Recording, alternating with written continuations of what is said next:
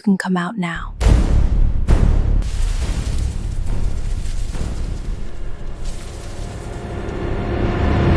Everyone came to Chinedu's burial, but nobody understood how he died. Just 3 days ago, he was laughing, drinking, alive. And now, he was lying in a coffin. His wife cried louder than everyone. She screamed his name, held the coffin, and refused to let go. People said she was a good wife, that she truly loved him. But something felt wrong. When they opened the coffin, Amaka turned her face away. She didn't look at him, not once. Even when they told her to say goodbye, she refused.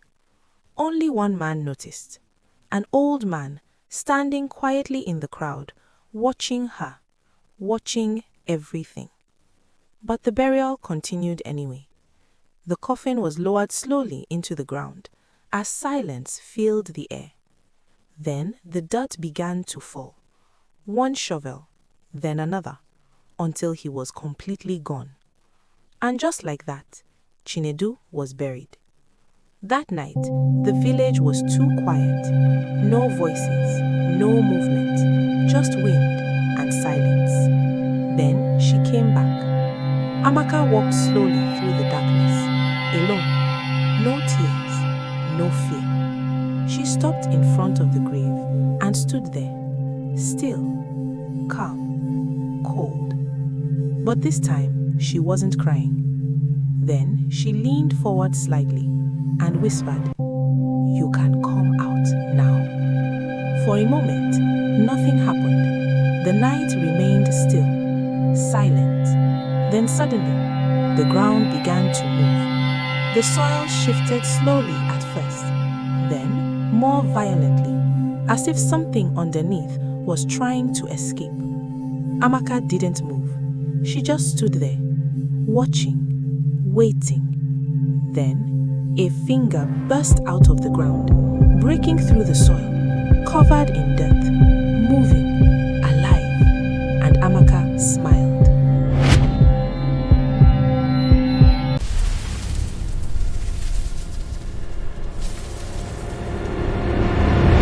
The finger kept moving, slowly, pushing through the soil. Then another hand appeared, gripping the ground, pulling, struggling, until suddenly Chinedu dragged himself out of the grave, gasping for air, covered in dirt, alive. Amaka didn't scream. She didn't run. She just stood there, watching him, calm, cold. Chinedu looked up at her, breathing heavily. "You buried me too deep," he said. Amaka rolled her eyes slightly. "You're not dead, so stop complaining." For a moment, there was silence. Then they both laughed. Because it was all planned. The death, the crying, the burial, everything. Amaka stepped closer and brushed the dirt off his shoulder. "Everyone believes you're gone," she said. "No police, no questions." Chinedu nodded slowly. "And the money?" he asked. Amaka smiled faintly. "It's already in the account." Millions. Now they could disappear. Start a new life. Anywhere. Chinedu turned his head slowly, looking back at the grave.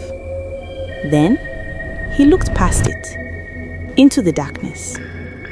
His expression changed. "You're sure nobody saw you?" he asked. Amaka frowned. "No."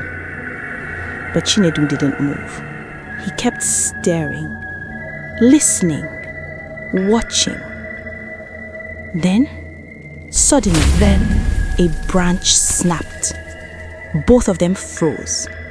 Amaka turned quickly. "Did you hear that?" Silence. Then, Footsteps, slow, careful, coming from the trees. Chinedu grabbed her arm. "We're not alone." The footsteps stopped, right behind them. Then a voice spoke, low, calm, close. I was waiting for you to come out. Amaka's heart stopped. Chinedu turned slowly, his eyes widening, because standing in the darkness was the old man from the burial, watching them, smiling.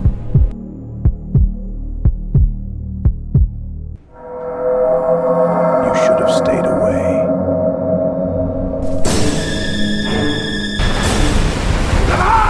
Get off me!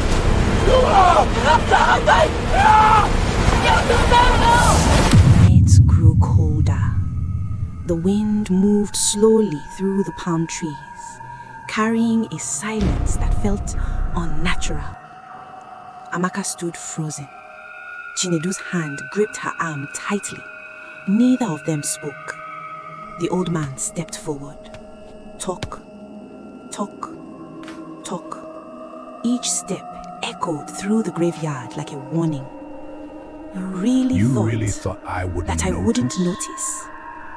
Amaka's throat went dry. Chinedu tried to speak, but his voice failed him. The old man stopped right in front of them.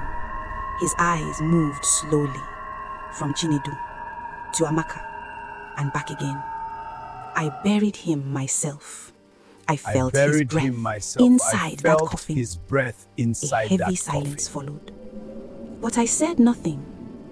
The old man leaned forward slightly. Do you know why?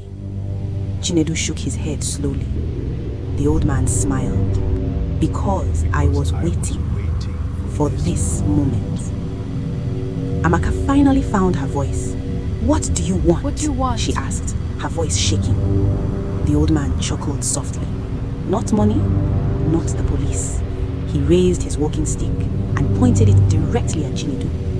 I want the truth. Chinedu swallowed hard. Then slowly, he nodded. We planned it. The death, the burial, everything. We needed to disappear. The old man nodded slowly. I know. Amaka's eyes widened. How? She asked. The old man turned his head slightly, looking into the darkness behind them. Then he said, You're not the first. Silence fell instantly. Chinedu frowned. What do you mean? The old man lifted his stick and pointed toward the trees. Look! Slowly, Amaka and Chinedu turned. At first, they saw nothing, just darkness. Then their eyes adjusted, and what they saw made them step back in fear. Graves, dozens of them, scattered across the land, some old, some fresh, some half open. What is this place? Chinedu whispered. The old man's voice dropped lower. This place is where people come to disappear. Amaka shook her head. No, that's not possible. The old man stepped forward again. But not everyone gets to leave. Suddenly, the ground beneath Chinedu shifted. At first, small, barely noticeable. Then, stronger. Chinedu tried to step back, but something grabbed his leg from beneath the soil. Amaka! He shouted. Another hand burst out of the ground. Then another, grabbing him, pulling him down. No! Chinedu screamed. Amaka rushed forward, grabbing his hands. I've got you! But the force beneath the ground was too strong. It kept pulling him down, slowly, relentlessly. Don't let go! Chinedu shouted. Amaka held tighter, tears streaming down her face, but her grip began to slip. The earth swallowed him. His voice faded. His fingers disappeared until he was gone. Silence returned. Complete silence. Amaka collapsed to her knees, her body shaking uncontrollably. Slowly, she turned her head. The old man was still there, watching her. No emotion, no pity. Please, she whispered, The old man stared at her for a long moment. Then You should have he stayed smiled. away. You should have stayed away. The wind picked up suddenly. The fog grew thicker, wrapping around her like a shroud. And behind Amaka, the ground began to move again.